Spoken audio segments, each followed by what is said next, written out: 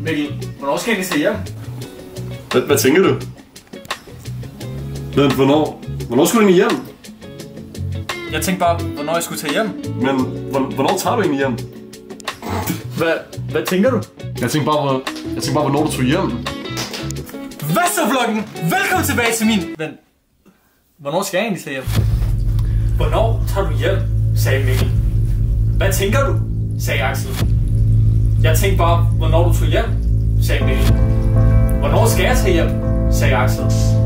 Hvad tænker du, sagde Mikkel. Jeg tænkte bare, hvornår jeg skulle tage hjem, sagde Axel. Hvad tænker du, sagde Mikkel. Hvornår tager du hjem? Det ved jeg ikke.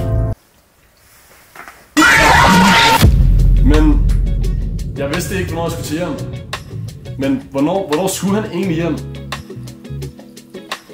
Jeg ved ikke, hvornår jeg skal hjem, egentlig. Hvornår skulle du hjem?